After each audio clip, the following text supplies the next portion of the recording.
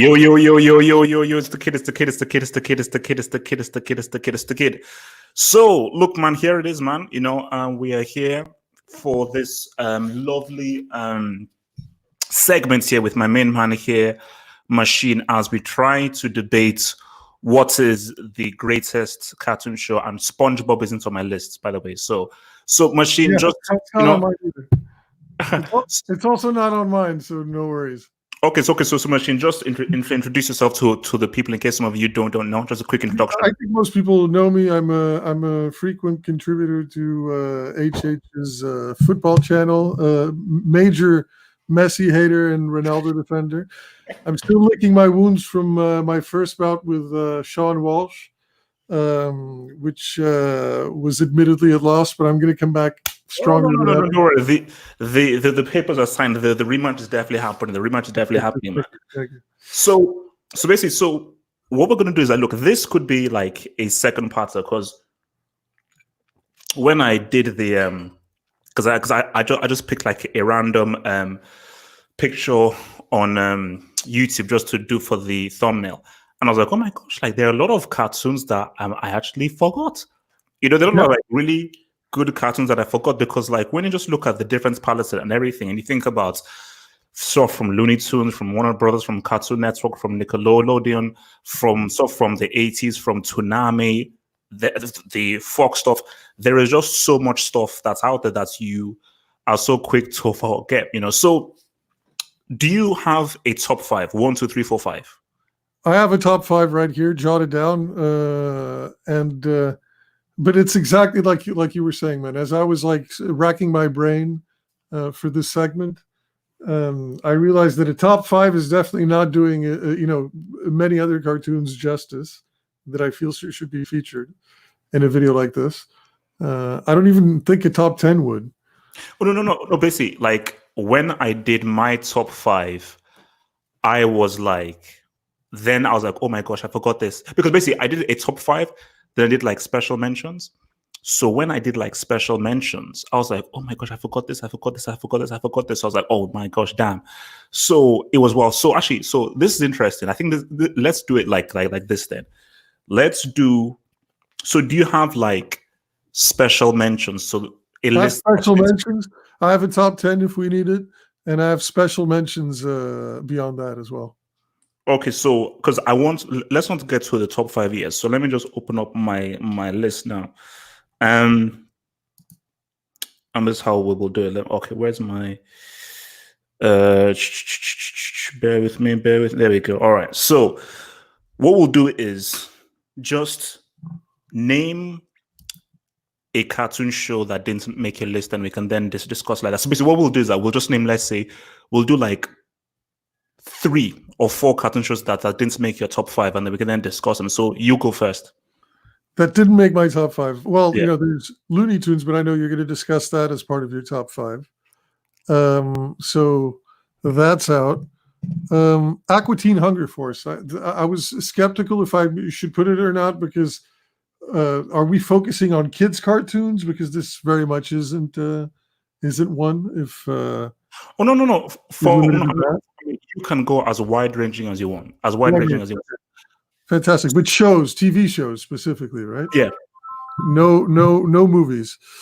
Well, off of my top 5 would be, for instance, Thundercats. Yep, I put that down as well. I mean, the thing about Thundercats though is it was like I knew about it because obviously I'm the youngest in my family, so I knew about it from like my older brothers. And I'll say this for Thundercats, one of the best intro theme songs. Oh, that ever. For sure. That's in the top 4, top 3. Oh no, for intro theme songs. But I think for me it's like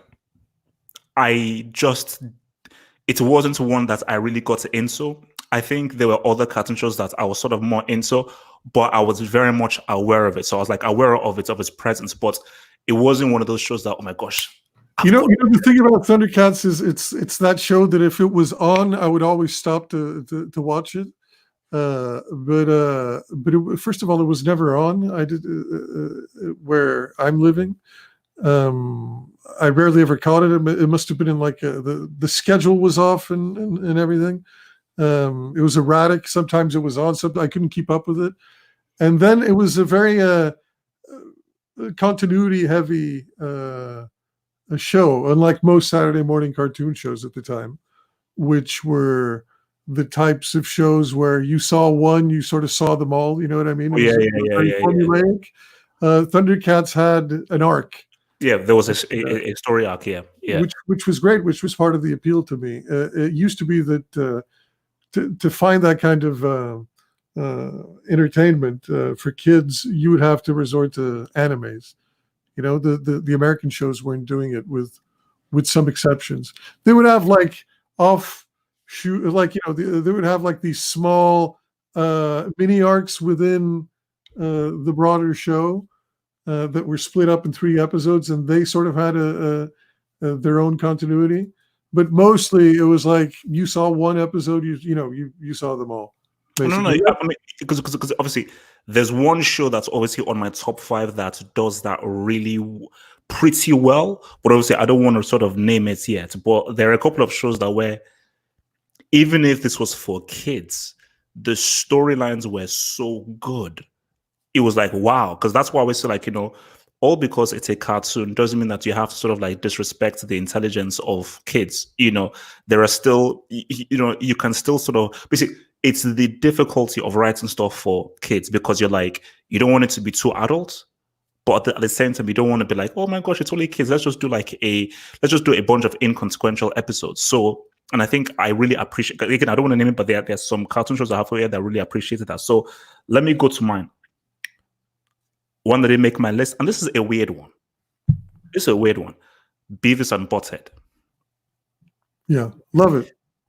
So, because the thing about Beavis and Butthead was, again, so for some of our younger viewers here, I don't know whether you grew up with old school MTV, when like MTV really began, like in the early 90s. When it was like worth watching, MTV was the shit. No, basically when this is when MTV used to show music videos.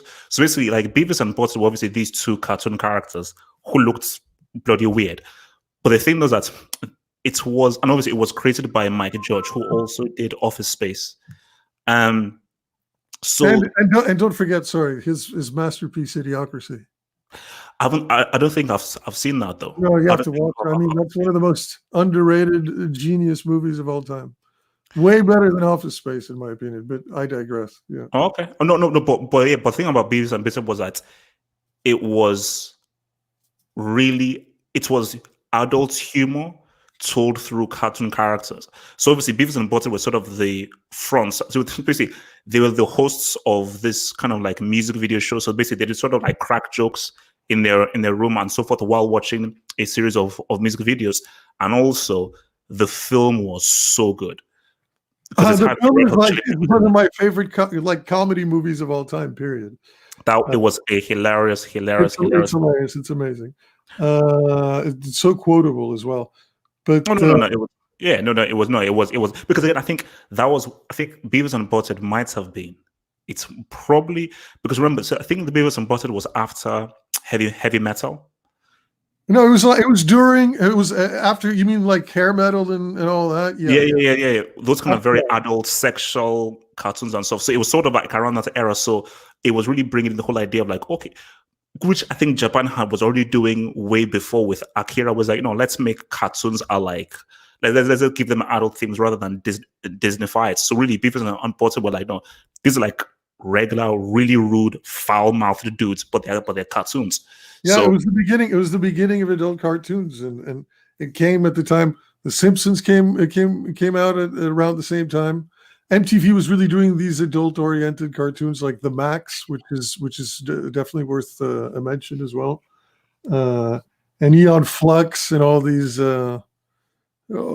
weird experimental shows, because American culture was very, very firmly sort of transfixed on the idea of cartoons are for kids, Yeah. And the first time that was sort of challenged was, and also that's my issue with Pixar, and obviously this is obviously for like a separate thing, but like my issue with Pixar is like you're just regurgitating the same stuff again and again and again. Whereas like Japan are already years beyond. Whereas at Japan, basically, because this is what I said to my Japanese friend who's a director, like anime is Japan's new cinema. So anime is like the successor of Akira Kurosawa and so forth.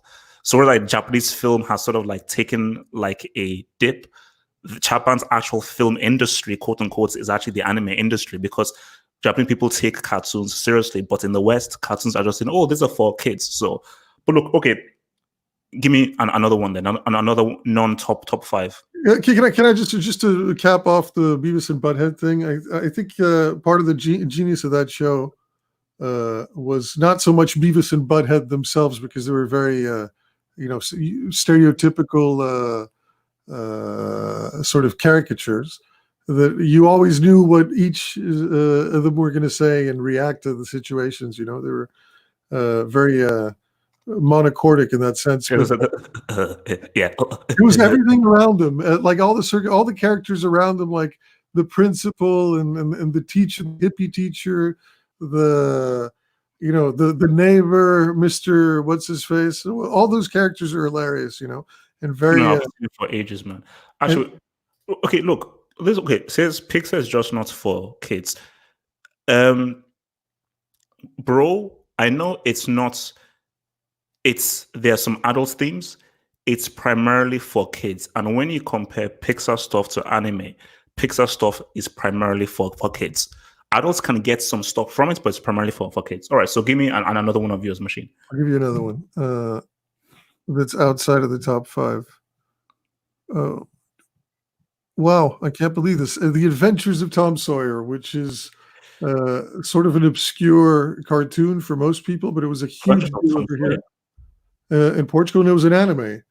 And it was an anime that was just perfectly paced, super well written, a faithful adaptation of the novel. I can't believe I forgot Mark Twain's novel, and just really, the whole country of my generation, the whole country would stop for 2 cartoons, right? That were really inspirational to different generations, that sort of overlapped. One of them was The Adventures of Tom Sawyer, and then shortly after that, about like 5 years later, was Dragon Ball. And no, we'll definitely get there. Well, we'll get there as well, yeah. But The Adventures of Tom Sawyer, I can't believe it's out of my top 5. I'd probably question that. I'd have to. Yeah, I never had of that, bro. It's amazing. Never had of that. It's amazing. Check it out. I think you can see it on YouTube, the English version. Okay. So, all right. So let me hit you with another one. Oh, sorry, Karen, was that? I highly recommend that. Okay, why don't I just tell you like all the ones that I have, and then you can pick which ones we should. But let me hit you with another one. Let me hit you with another one. And I'm sure a lot of guys live in the live chat will know. This was a difficult one to leave out, but I had to. Courage the Cowardly Dog.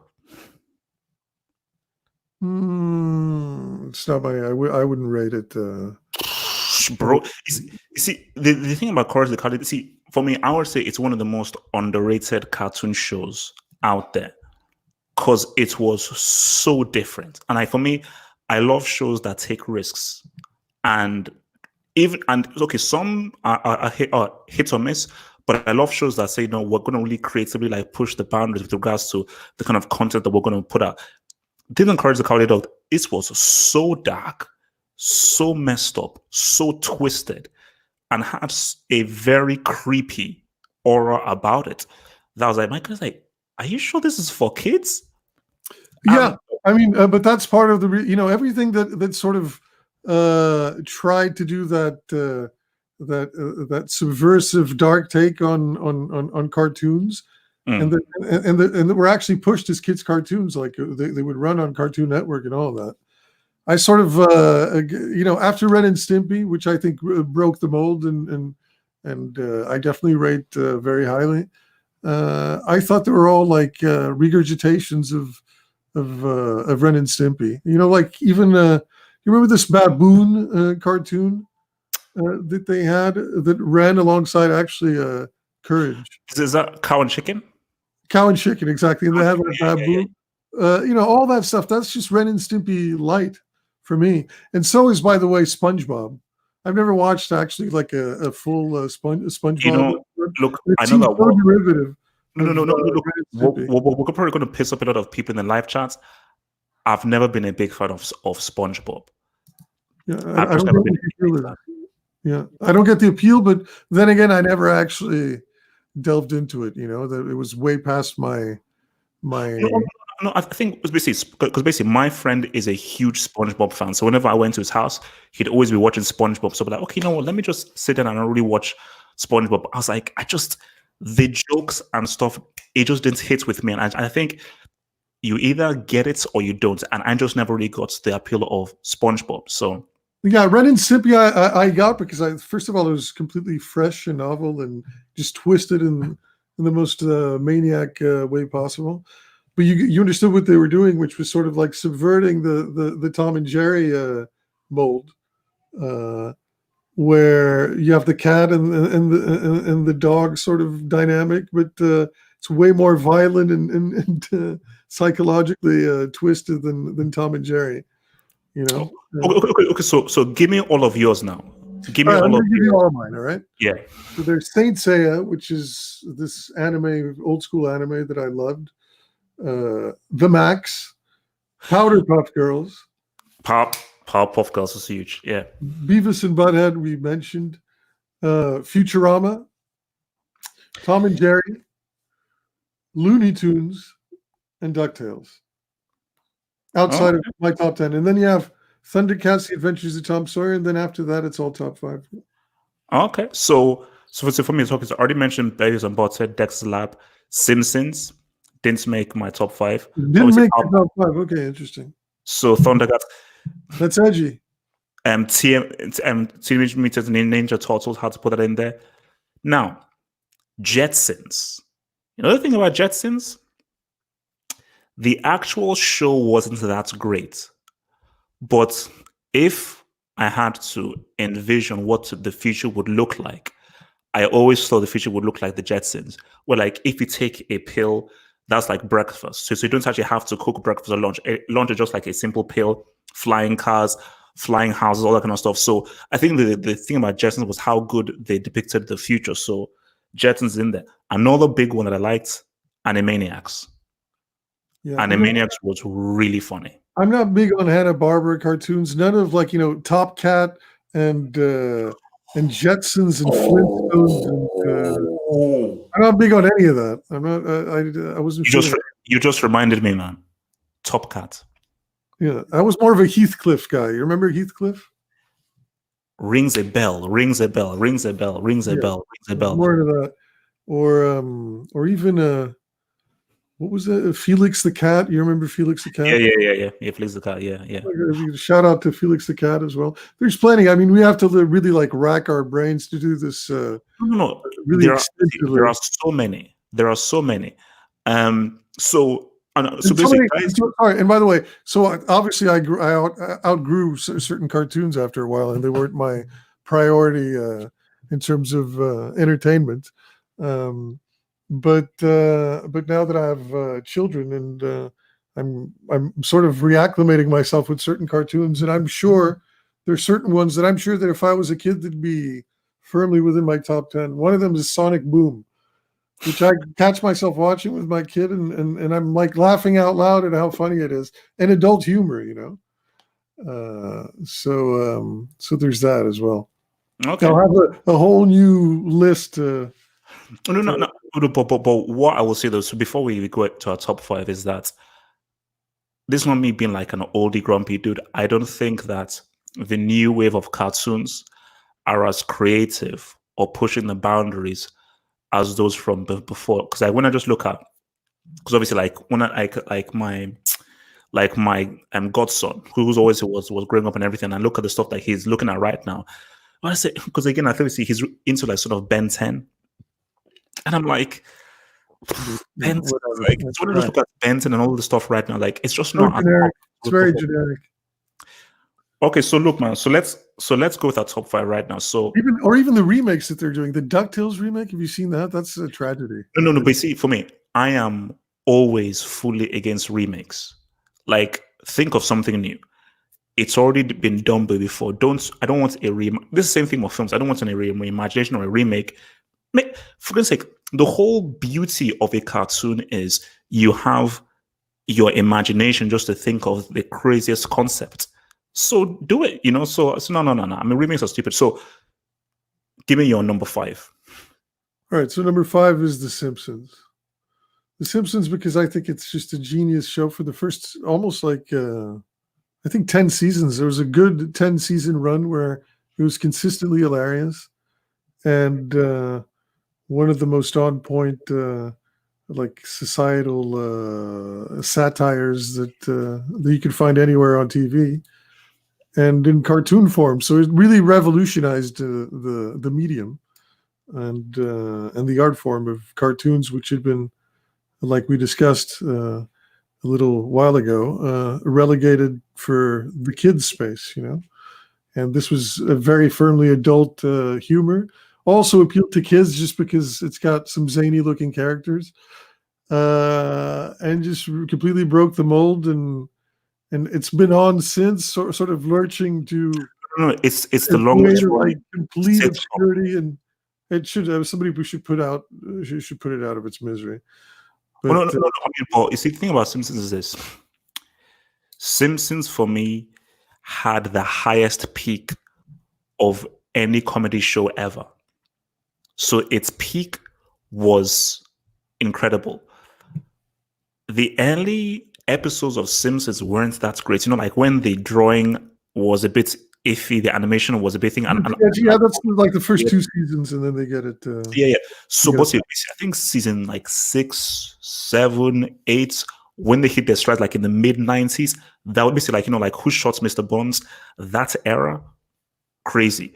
But now, as you said, Bro ended. Like, it just has had like a steady decline. Where like, see, back then the jokes were very organic, natural, and creative. Now the jokes are almost too contemporary and too. No, it's crazy because it's become a copy of its copies. You know what I mean? So like all these stupid shows like American Dad, and what's the one that's really big with a baby that talks, and Family Guy. Yeah, Family Guy. They're complete Simpsons ripoffs, right? Oh yeah, for sure. No. And the tragedy is that Simpsons finds itself ripping off the ripoff. No. But Family Guy actually admits that, because I think there was an episode of Family Guy where they actually had the Simpsons on the show. So like Seth MacFarlane openly says, no, we literally are fully inspired by the Simpsons, but we're just doing it in a kind of twisted kind of way from what the Simpsons had. But yeah, they fully admit it. But see, no, look, Simpsons, I just think its impact on pop culture is huge. And I don't think we can name any other cartoon show on a list that has had a greater impact and has transcended its genre more than the Simpsons. So for that, 100%. But for me, it's out of your top 5. It's out of your top 5, isn't it? No, it's not. Yeah, it's not out of my top 5. So I'll give you my number 5. Okay. Ren and Stimpy. Good. Ren and Stimpy. See, for me, like maybe because I'm a bit messed up in the head and stuff, I just like stuff that is really edgy.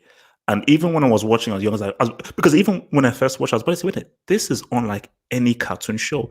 And I was like, wait a minute, how the hell do they air this? Yeah, because that was my feeling as well. It's like, should I be like, this is not like any other cartoon show that I've seen, because the stuff that they're doing to each other, how they mess up each other, it's the creativity of the drawings, the creativity of the situations that they find themselves in, and how they mess up each other and how they injure each other. I just think it's like it's genius. But I'll just give it that. How the hell did they? Because again, it's for Ren and Stimpy. Is it really a kids show? I don't think it is. I thought I was confused by the fact that it was airing on your Cartoon Networks of the world. I was like, if anywhere it was going to be on MTV. What did it air on MTV or originally or no? I'm confused now. Where did it air originally? I gotta Something look that. tells me it was with, I don't know, for some reason, it just seems as if it was around this, in the same kind of vicinity as Beavis and Butthead. Don't quote me on this, but it might have been around. Because if it did originally air on MTV, then it makes sense to me.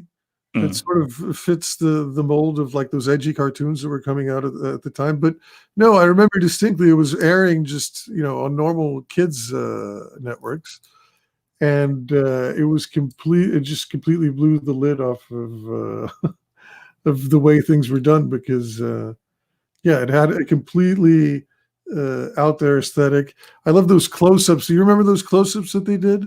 Oh yeah. No, it was. Where, it was just normal animation. Then it would close up, and it was always on something super gnarly, like somebody's eyeball or like veins popping out of some dude's neck. He had the guy that the show creator had a fixation on really burly, really ultra like muscular dudes. Oh yeah. Oh no. It's not. It shows because it's like whoever created that, there's something going on in your head. Like like you're not regular. you, you're really not a regular dude. Susan says Bugs. I was always a Daffy Duck fan over Bugs Bunny personally.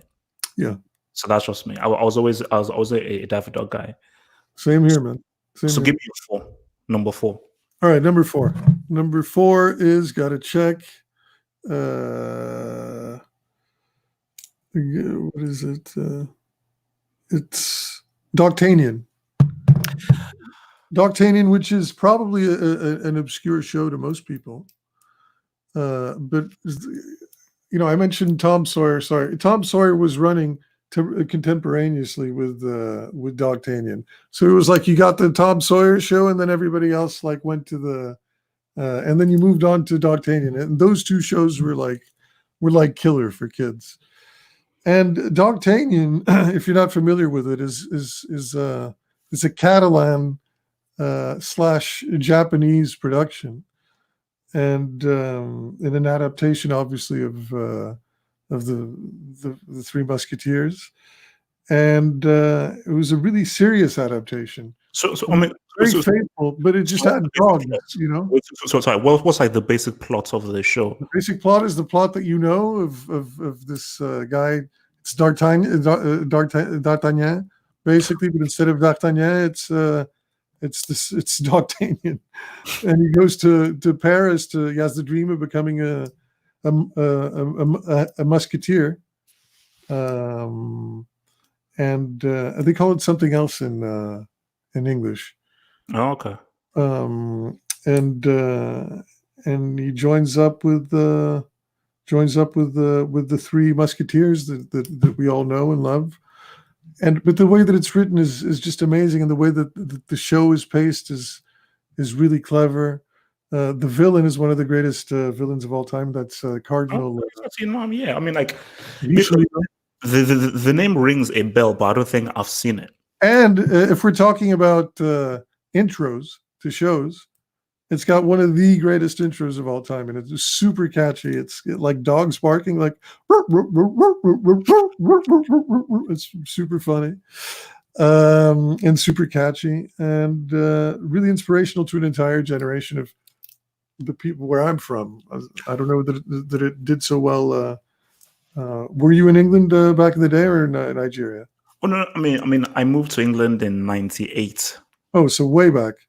Yeah, way back. So I moved to England in '90. But we still got, because I was watching MTV in Nigeria.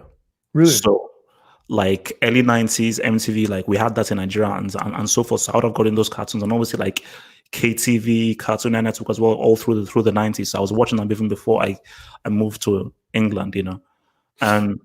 Yeah, but I urge everybody to watch this, because there's this generation of people that, especially in America, of kids that grew up and that were really inspired by shows that I don't rate highly at all, but are sort of sanctified in people's minds, like Batman the Animated Series. I don't know what you feel about that, but that's a show that's become canonized almost by people, partly because it won It won what is that award that's very prestigious in TV? I can't believe I'm forgetting. Is it Emmy? The Emmy, exactly. Which was uncharacteristic for cartoons. That was No, sort no, of no, like no, out no, of the no. blue for them to win it. Look, if we have time, I'll give my thoughts on Batman the animated series that people won't like. But Okay, yeah. Well, I'll- I'm glad that great minds think alike, because I really don't rate that show. But the people that do rate it, their rationale, one of them, is that it was so dark and it delved into these super dark themes and stuff because it's not normal. wait, no, Machine. They call that dark. Have you seen Spawn? But that's The all right. HBO But series. Spawn is one thing. But Spawn was actually sort of aimed at an older audience. Mm. But I won't even go as far as Spawn. Just look at Dogtanian. Dogtanian, which is firmly a kids show with dogs running around, cartoon dogs running around. That's way darker than anything that Batman the animated series delves into. It delves into, it delves into like revolutions and people killing each other, and there's actual like. And also, look, Machine. I'll keep it real, man. I was never the biggest fan of Kevin Conroy. I know that's Yeah, me neither, man. All those people, Kevin Conroy, Mark Hamill, that people say is the greatest Joker of all time, and there's like idiots that put him on par with Heath Ledger.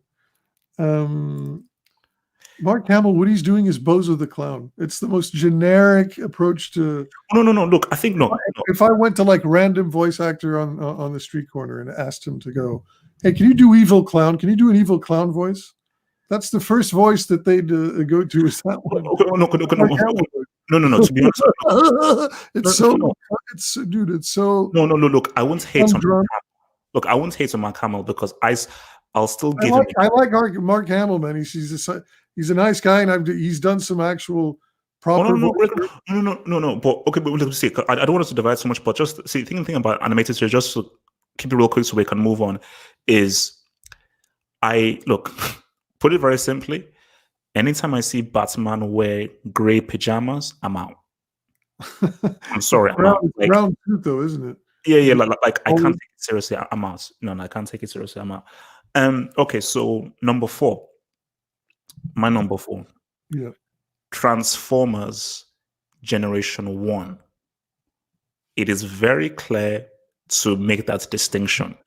Not Beast Wars, not G1 Transformers. That was a supremely, and also remember what we touched upon, like storyline and stories and so forth, and like treating your audience with a level of respect. The Transformers storyline was very sophisticated, and it had an amazing moral, which is that if you're weaker as a group, but you work as a team, you can defeat people who are stronger because they are divided. It's such a simple thing that was such a great kind of moral for kids to really coincide with, because it's like the Decepticons were stronger than the Autobots, easily stronger, but you have Starscream, who is just obsessed with taking over power, and they're just fighting over each other. But Optimus Prime, amazing leader, and even if he's got the weaker Autobots, they just went well as a team. So Transformers. I never understood Transform. I can't chip in on that, but I understand that it's a very beloved show. But it was one of those shows because as a kid, you're sort of attracted to what appeals to you aesthetically. You know what I mean? I feel like I wasn't a Cars kid. I was more of like a crazy fantasy sort of. What drew me in was like crazy dark fantasy and stuff like this. And Cars and military, which is G.I. Joe and Transformers, or Lego, like I just didn't understand, Yeah. No. I was never a huge Lego guy. I was never. But the thing is that those Transformers toys were like groundbreaking. The idea of you could take like a car, turn it into a robot. You could take like a robot, turn it into an airplane. Like it's. Because remember, it started off. It's a fantastic idea. I never understood why Optimus Prime was the leader. I mean, he's a truck. No. Well, I think it's based more on his personality. So rather than like focusing on Megatron was a pistol. and he was the leader of the villains. He was a flipping pistol, which made no sense. So basically, he was this huge. Starscream was by far the coolest of them all, right? No. But basically, Megatron was this 7-foot robot who transformed into like a pistol like this. So it didn't make any sense. So no. Yeah, I can't speak on that. I know it's a beloved show. Maybe one of these days I'll give it a shot and sit around. No, you should. G1. Forget about like G1. 3 or 4 episodes, and I'll speak to that. But I have zero Transformers background. Okay, give me your third, number 3. My third. All right, let me see what my third is. I have to keep unlocking my phone, so sorry for all the dead air. Yeah, no. But, my third is He-Man. He-Man. One of the most He-Man. One of the greatest intros of all time. I hadn't heard it in a while, and I popped it in the other day. And there's this portion of the intro where the music swells up like, dun, dun, dun, dun, dun, dun, dun, and it's so epic. It gave me goosebumps because it was such a big part of my. Wait. Do you know something funny? Yeah. Do you realize that Skeletor has a 6-pack fully built with mandatory, man? Of course, man. If they ever adapt him to movies, and this guy has like a squeaky voice. They got to keep the 6-pack. Maybe they'll cast Ronaldo as Skeletor. What do you think? No. Because the funny thing is that he had a 6-pack. He was muscly, but he had like running away.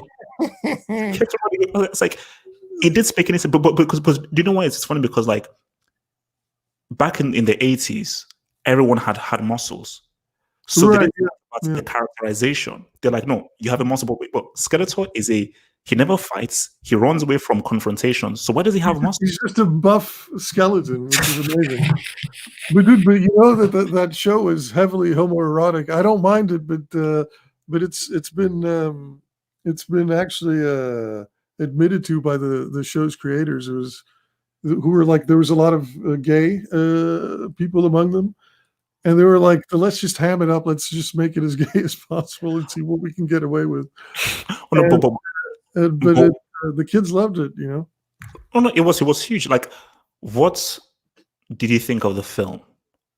I didn't like it. Was trash when it came out, but I've sort of it's grown on me a little bit as time went on, and because my expectations were very high because I was such a big fan of the show, and then I watched it back then as a kid. I remember it was one of the first feelings of deflation after seeing a beloved property get adapted to movies that I remember. Super Mario is another one. That was like, what the hell is Hollywood thinking?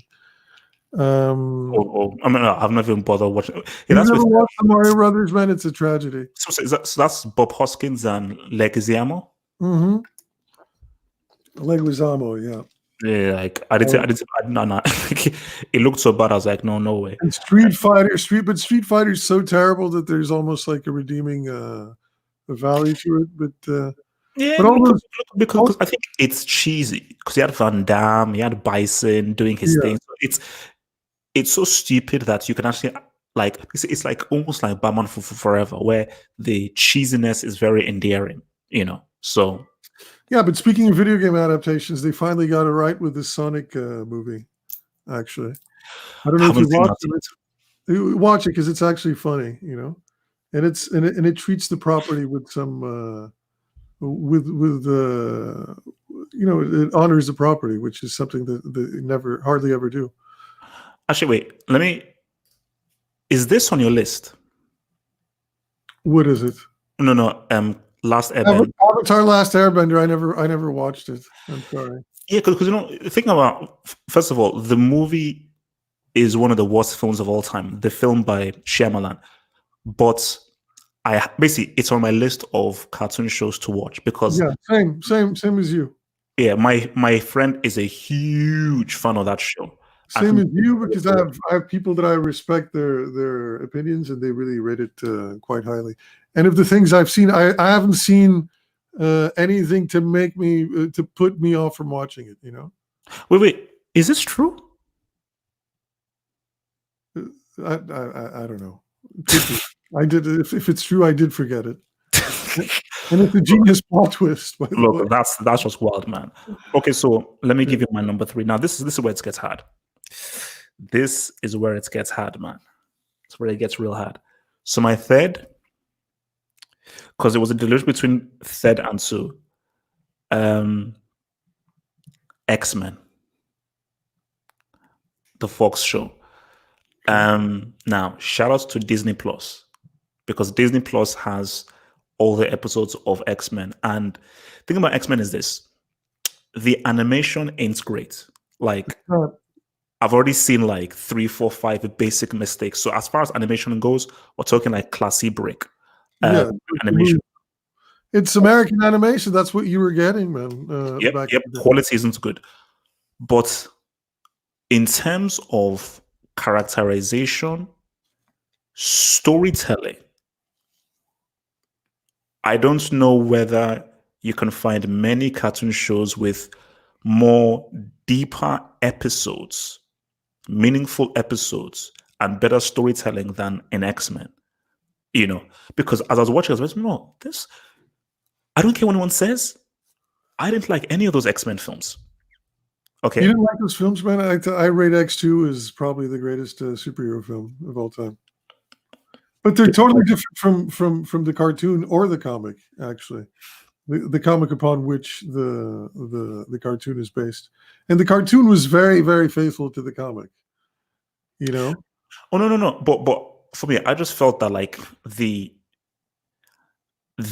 understood the dynamics of the mutants a lot better in the cartoon show than they did in the films. In the films, it felt very forced, because obviously, like, I think Bryan Singer, obviously him being like gay and everything, I think he really tried to force the whole man, like everyone's against us and everything, and you can really you sort of like hammering it down.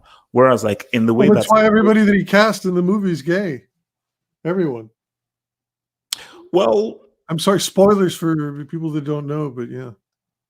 I mean, apart from Ian McKellen, like he's the only guy that's. No, everybody else, man. Okay. Oh no, look, I don't want to comment on that, but basically, look.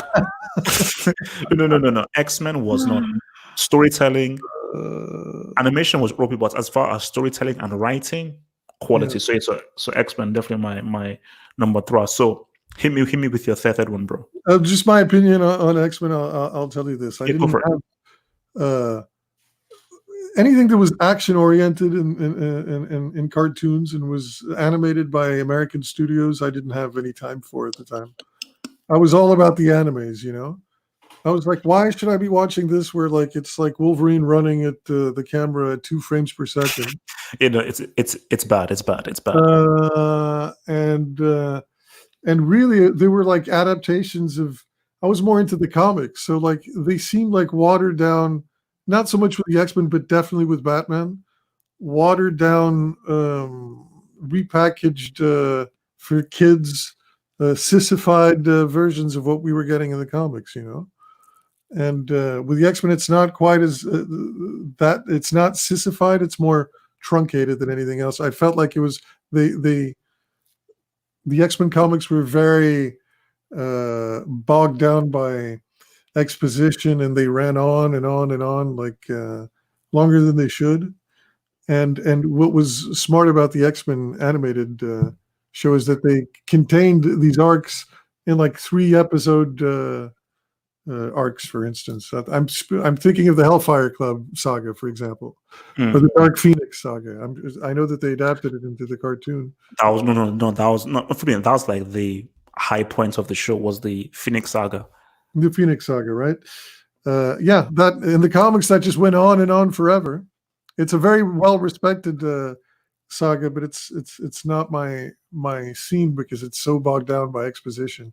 The writer is this guy named Chris Claremont, and he's definitely not my type of writer. But anyway, I don't rate it in my top 10, but I have respect for that show, despite the terrible animation. Oh no, the animation was Horrible, horrible, horrible. So give me your three. All right, so the three. I think it's not three, it's two, right? We're up to two. No. Oh, no, so, yeah, two. You're on two. TMNT.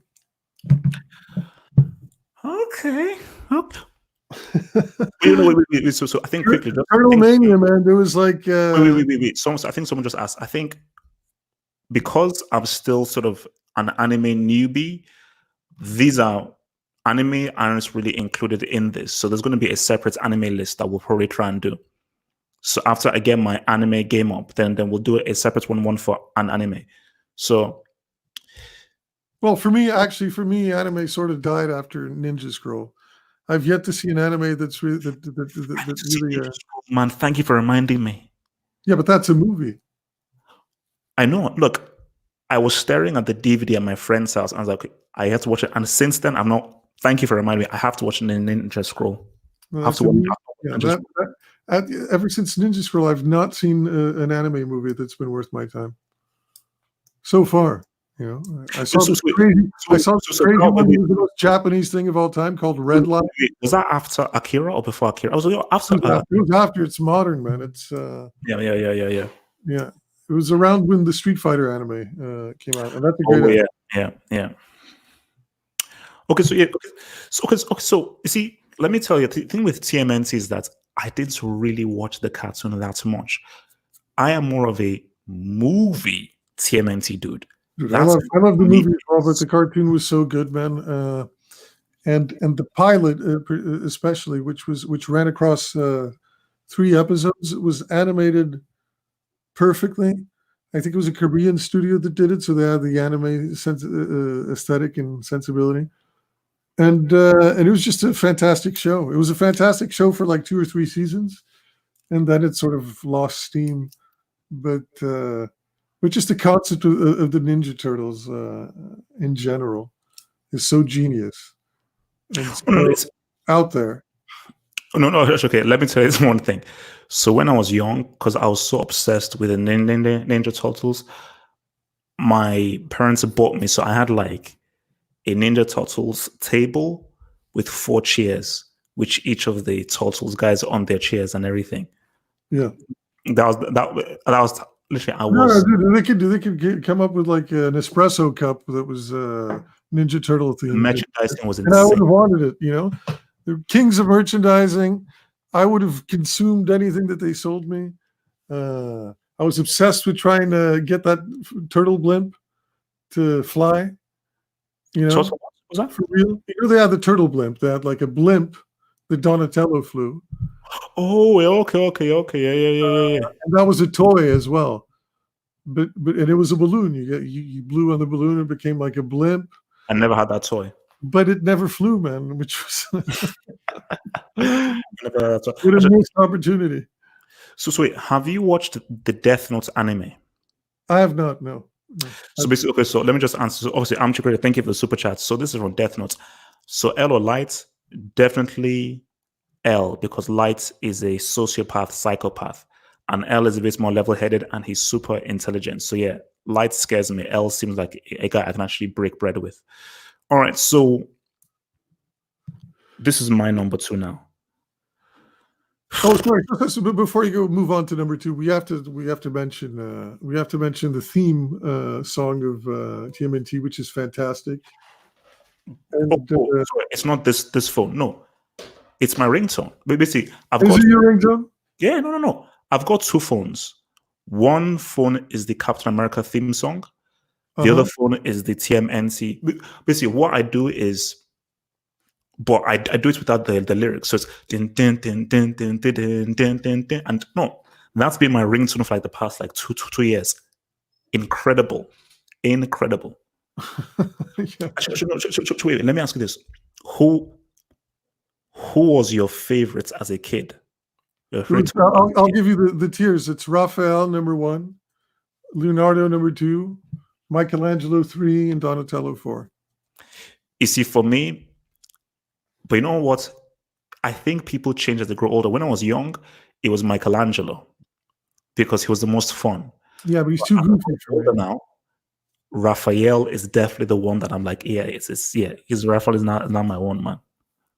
So Yeah, Raphael was always the edgy guy, and the size were so cool, you know.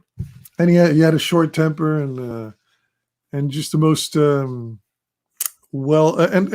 Michelangelo was too goofy for me. Donatello was too nerdy. Leonardo was sort of like he was just like this straight dude, you know. the straight edge dude, but there was something appealing in that as well, you know, because everybody else was But also like I think if you like Raphael, you like to be you're more rebellious, because Raphael was a rare rebel who sort of was exactly on the outside, you know. Sure. Yeah. I'm not sure what in the movie that I was too fond of them giving him a Brooklyn accent, you know. Oh, but no, but it was still funny. It sort of fits the character when you think about it. No. It was perfect because it was like he was more street, a bit more edgy, so it sort of works for like the kind of thing I was going for. Yeah, okay, yeah. Let me hit you with my number 2, man. Bro, this is gold. Spider-Man. Fox show.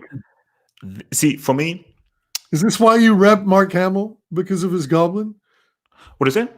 Because he did the Green Goblin or the Hobgoblin voice, which sounds exactly like the Joker. Oh no! Look, my thing about it is that forget the voice acting and stuff. You see, I think because I'm a spy. Okay, let me just explain this right now. I came to the realization that I'm not actually a Batman fan. I'm a fan of Tim Burton's Batman films. Right. I was never really a Batman fan. I was always a Spider-Man fan. So that was the comic, because I told you, like, I can't take a guy seriously who wears gray pajamas. Like, I'm sorry, you look stupid. But Spider-Man's costume was so cool. I was like, oh my gosh, that's amazing. So I was always a Spider-Man fan. And I think this is the best rendition of Spider-Man. I hated the Raimi films. Those films were crap. I don't care what anyone says. I don't care what they hurt your feelings. I agree with you. Not good. I agree with you, and I agreed with you from the jump. I was like saying it when nobody was saying it back in the in their heyday when it was like sacrilege to say that they were anything but. I'll keep it real. This is coming from a huge, massive Spider-Man fan. I didn't see any of those films in the cinema. Not a single one. Not a single. Because as soon as I saw the trailer, I was like, nah, this ain't it. But when you look at this cartoon show, everything about Spider-Man is right. First of all, the animation, okay, so it may not be as good as Japanese animation, but the animation is a lot better than X-Men. The characterization of Spider-Man is complete, utter perfection. Absolute perfection. The wisecracks, the dichotomy of how he's Peter Parker from when he's Spider-Man, and also the episodes with Venom. Woo! Takes it to the next level, man. So yeah, no. I mean, it's see. I think this is the thing, that if you're not a Spider-Man fan, I mean, dude, I'm a huge Spider. Sorry, are you kidding me? I'm a huge Spider-Man fan. Yes, but top three, yeah, probably my favorite superhero. It's because if you're a Spider-Man fan, this just hits all the good spots. Yeah, it was great, but I'll be honest with you. Again, you weren't reading the comics, and you didn't have the contrast. I was a huge fan. I was actually reading the comic books, and these things that were being the animated versions of them never quite lived up to the billing to me. They always felt underwhelming. Ultimately, I was as jazzed as you were for this show, particularly. I remember it perfectly. One of the unique things about it was that it was being aired on network TV over here, and in a time slot that was sort of directed towards it, almost like prime time. Not really, but almost, and that was unique in that way. So I was very hyped about it. I remember the first episode was with Lizard. Yeah. And I watched it religiously for like 5 or 6 episodes, but then my enthusiasm sort of fizzled out. It didn't capture my attention as much as other cartoons did. I mean, because I don't know, because I felt that, you see, whereas Simpsons sort of like went like this and is now sort of going like this, I think Spider-Man just sort of like leveled out. It just reached this and just kept on being like boom, boom, boom, boom, boom, boom, boom, And I don't know. I just think that they just hit. How many seasons were there with Spider-Man? But see, the key thing though is that because I began reading the comics in Nigeria and everything, I always read the Spider-Man comics, so I accepted that this is just different. That the comics is one thing, this animated series is another thing because it has a very different vibe from the comics. So I was like, no, I'm just getting two different creative, artistic takes on the character, and luckily, they both work well in different senses of the word. So, yeah. Do you think the reason why you hold it in such high esteem is because it was contemporaneous with your infancy or childhood, or do you think it holds up against, for example, whatever they're doing with Spider-Man now, cartoon wise? Do you think it blows that out of the water? Yes, because okay. Let me. So basically, the Raimi films were too cheesy, and they forgot that Spider-Man is supposed to be cocky. Like he's supposed to be like really cocky and a wisecrack. He's supposed to be full of himself, and that is a key We part. do that a little bit, but not enough. And Tobey Maguire is a disaster as Spider-Man. No, it didn't work. I think they went the very cheesy. Basically, they went the very I'm a nerd. I'm really uncool. I don't. They did that way too much to the nth degree, and it just turned me off. Now, the Tom Holland one, they do have the wisecracking and everything, but the issue is that it's under the thumb of the MCU. Right. So Spider-Man is pretty much not really Spider-Man. He's Iron Man's side chick. Yeah, side chick. He's the Iron Boy. He's Iron Boy. Basically. I don't know. He's pretty much Iron Boy. So you almost had everything right, but he is literally at the behest of everything. Iron Man built his suit. So I'm like, wait, Peter Parker is okay. A genius in his own right. Okay, Tony Stark is more of a genius than him, but he's still a genius. Of course, but Peter Parker is like a genius level. He is. He creates his own stuff. Like he's the guy that finishes top in biology, chemistry class, and all that. He's that dude, So my thing is that the Spider-Man cartoon, I just felt hits all the right spots in terms of the characterization, the relationship with Aunt May, relationship with Mary Jane, the way the villains are, the way that they've been done and created and so forth, and his relationship with the villains, everything was like boom, just right. So yeah, man, Spider-Man. And also, in my opinion, the best cartoon intro. I don't even remember it, man. Oh, with the Kingpin and the lizard. Yeah, I remember. No, bro. I'll send it to you, bro. Right, the starts, you're like, I'm in. It can't be but you can't rate it as the best cartoon intro, man. I'm sorry. Above TMNT, above Thundercats, above He-Man. No. You see, Thundercats has it is a tie between TMNT and Thundercats for the best intro song. Song is a tie. But in terms of the visuals, even the visuals with Thundercats with the thunder and the sword of omens growing, and then at the end with Mumra, it's super creepy for a kid. Man, you can't. I'm going to challenge you on that. I'm going to challenge hard. I'm going to push back hard on that. Oh, well, this guy knows about Heathcliff. I'm going to look up Heathcliff. Because I don't know. Heathcliff was cool, man. Heathcliff was much cooler than Top Cat. Okay, so give me your number one then. The number one is Dragon Ball. But Dragon Ball, if I had to choose between the original, the OG Dragon Ball, and Dragon Ball Z, I would go OG.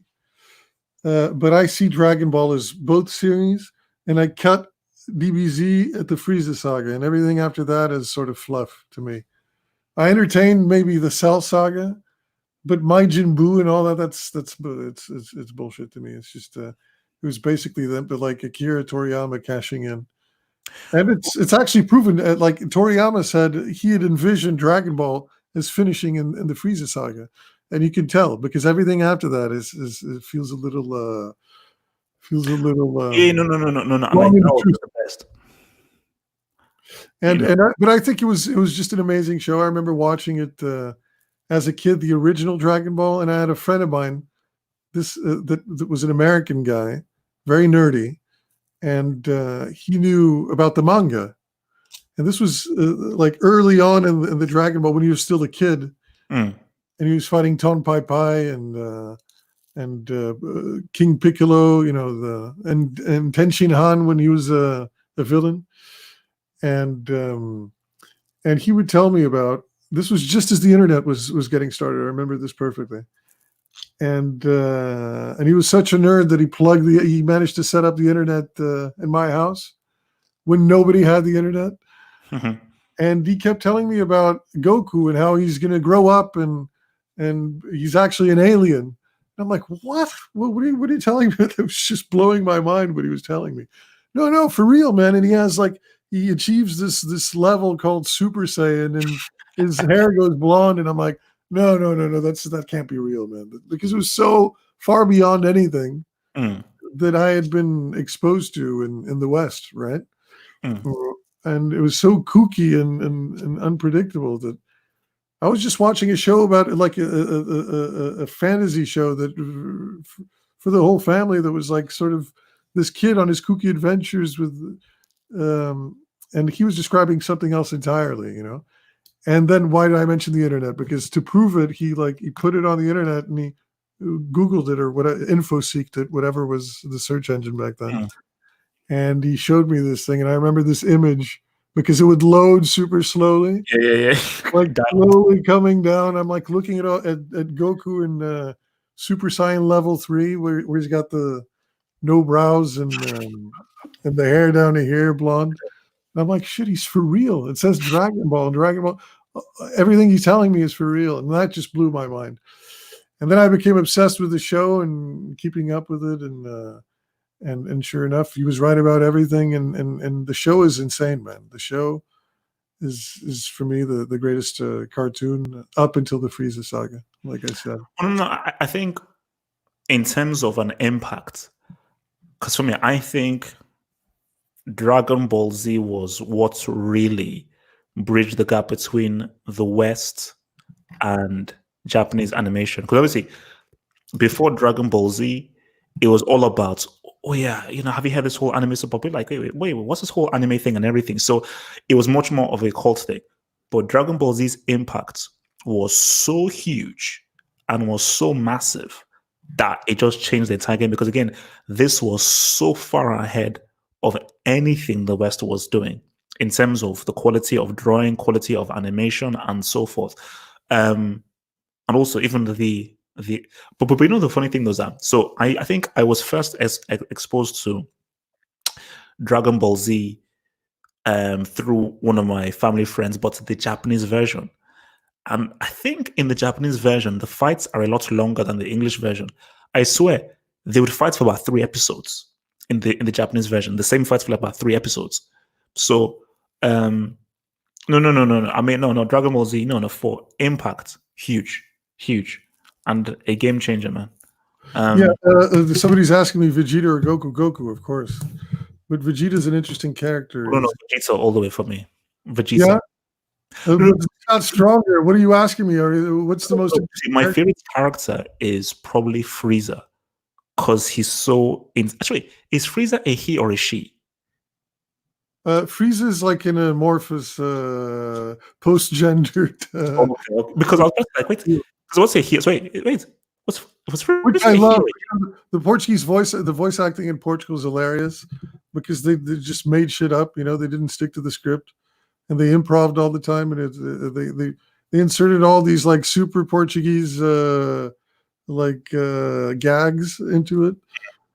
But for the way they do Frieza is hilarious. He's like, Levi says Frieza is a he. Is he? No, I guess he's a he, but he's obviously sort of I don't know. Okay, so let me or something. Let me give my numero uno, man. So my numero uno is, without a doubt, in my view, the greatest cartoon show. I've got to give it to Tom and Jerry. Tom and freaking Jerry. The thing about Tom and Jerry is this: to be able to create so many hilarious moments and situations with no talking, no dialogue is insane. Is absolutely insane. So for me, like, even basically, you can watch Tom and Jerry now, and the stuff is still hilarious. And it literally hasn't aged one. This is stuff about almost 50 years ago. And No more. It's probably more, actually.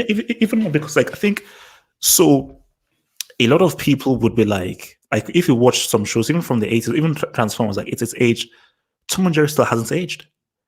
Even when you're watching it, you're like, oh my gosh, this, and the stuff is still funny because, and you have to understand how difficult it is to make you laugh without no dialogue, movements, situations, like body characterizations and everything is flipping insane. It's flipping insane. And it's definitely in my top 20 as well. And it's an amazing show, don't get me wrong. But I do think it's one gag over and over again. So I can't rate it quite as highly as you do. Because and I always rooted for Tom, by the way. No. Unless you're messed up. I wanted him to get that mouse, man. No. Look, unless you're messed up or you're a masochist, you've got to feel sorry for Tom. This guy gets screwed over all the time. You're like, bro, give me a break. So, but, I loved it that sometimes he does get Jerry, and that's what those moments were really good. Ultimately, Jerry always comes out the winner, but sometimes he gets a little injured, which is great. But listen, for instance, you were talking about Looney Tunes. Tom and Jerry is sort of like it's Wile E. Coyote and the Meep dynamic. It's the same thing. But the thing though is that I think Tom and you see Roadrunner, even if I love Roadrunner, it's for me it's the same gag over and over again. And it just seems very limited. It's a great gag. And the whole point of Roadrunner is that it is supposed to be repetitive. I'm just trying to get this dude and I keep getting messed up. But it just seemed very repetitive. Even if Tom and Jerry is similar, okay, Tom is trying to eat Jerry, but Jerry keeps on messing him up. It is more creative in the ways that Jerry messes up Tom. So there is more creativity in the situations. No, I agree with you, and it's a much more refined show. But the premise, it's a basic formula. Oh yeah, for sure. Over and over again, and it speaks to the creativity of the artists behind it. I think they managed to keep it fresh every episode, and so compelling. So I agree with you. It's definitely an amazing show, but because of its repetitiveness and because of its formulaic quality, I'm not prepared to put it in the top 10. Okay, so guys, last 10 minutes, man, we'll take some questions. So guys in the live chat, send us any questions and we'll answer some questions for the last 10 minutes. So last 10 minutes, send in questions. We will take some questions in the live chat. And of course, super chats will obviously take priority, but send in any questions and we'll ask. So you said you're fully done with anime. So you've not watched any anime since Ninja? I haven't watched any, no. I mean, I've watched people who've tried to show me things, but I just... I remember one that was called Redline that I thought was just an atrocity. It was the most Japanese thing I've ever watched, ever. And I guess it's worth a watch just for that alone, but I wouldn't call it entertaining. But, and then everything's become like very even the quality of the animation, the shows that are out there, they're very CGI. They've got this like sort of filter on them that doesn't appeal to my aesthetic sensibility, Do you know what I would recommend? Death Note. No. One Punch Man. I watched that. I watched 2 episodes of that, and that's artistically, it's a very impressive show, and that actually made me curious to watch. No, because obviously I'm sort of like getting out into anime and everything because I'm currently watching Demon Slayer. which is actually pretty cool. But One Punch Man quality, like superb animation, Amazing animation. character. Amazing animation. And Oh, an interesting story. You know, I'll very give that. I'm sorry. One Punch Man is like the exception to the rule, but generally, I would say that it's that I've totally grown out of the anime thing. Not grown out, but just I become cold on anime. yeah. Okay, so let's take a few questions here. So what are your thoughts on South Park then? I don't like it. I don't like it at all. I think it's very easy humor. It's lewd, but in a way that's not clever. I don't find clever. It's basically taking whatever's topical in the culture, and like having Low hanging fruit. controversial with it. It's like, oh my God, it's Pamela Anderson butt fucking President Bush, and it's not my scene. It's not my style of cartoon. You see, for me, like this is the kind of arguments that I have with me and my friend, because my friend, again, huge South Park fan. I'm like, this stuff, it's too offensive. it's like No, but it's offensive. But it's not. It's not just that it's offensive. It's offensive to get in a very lowbrow way. It's very it's very lowbrow, but it's not clever. You know, The Simpsons was clever. And the social criticism that they did was genius. South Park is nothing. It's just taking whatever is topical and doing something, making adolescent humor with it. You know, it's, Tom Cruise coming out of the closet. Yeah. I mean, no, yeah. I mean, like, I think I sort of.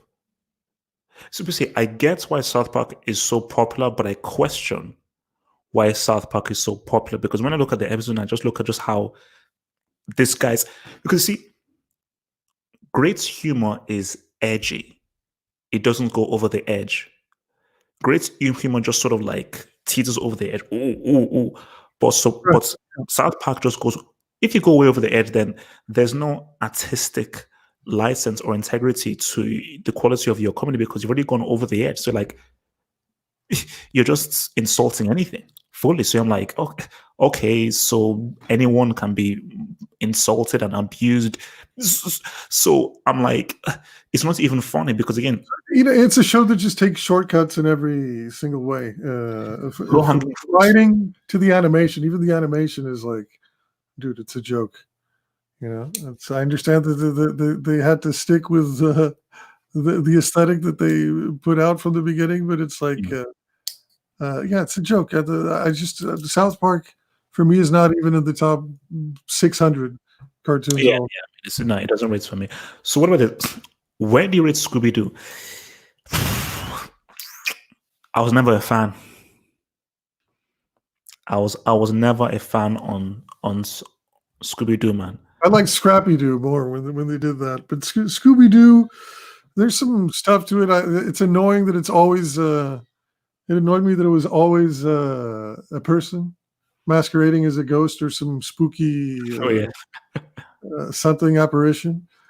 I wish they would have stuck to like a fantastical premise, 1 or 2 episodes. You know, that it was like actually a ghost, because that's what attracted me to the show was that spooky element. You know. And it was always I was always bummed out to see that it was Mr. Burns or something, and I would have done it too if it wasn't for you meddling. Okay. But yeah, Scooby-Doo, it's got some good stuff. No. There's always a new Scooby-Doo for whichever generation is. No. Look, I liked Scrappy. Scrappy was cool. Scrappy, I liked, yeah. Yeah, but Scooby-Doo, I just found very, very boring. Okay, look, okay, let's end with this now. So, Batman the Animated Series. Okay, look, see, I do have to end it because my wife is pressuring me something fierce, man. But the kids. Okay. So basically, Batman the Animated Series, because I'm totally disagreeing with this dude, and I think you will too. I think it's the most watered down possible interpretation of the character that you could get. Paul Dini is a horrible writer. He's this guy. He's the showrunner. It's he's written the video games as well, the Arkham video games, which are fantastic. They're terribly written until you get to Arkham Origins, which is the only one that's not written by him, and the sequel. I forget what the latest one was. Arkham. But do you know? Put very simply, because I can pick many holes. Well, put very simply, my biggest issue with the animated series, Batman animated series, is the main character isn't interesting. And if the main character isn't interesting, I can't be invested. So Kevin Conroy's voice and the characterization of Batman is extremely bland. Lucius, you know. Yeah, so I'm like, so once you have that, I'm like, I'm sorry, like Batman. And I think, see, this is the issue. Because the Batman series has been held in such high esteem and so forth, it has now become canon that Batman should be more boring and less interesting than his villains.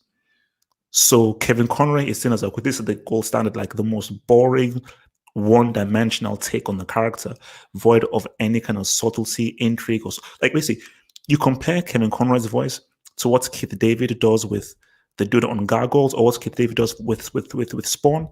It's light years away.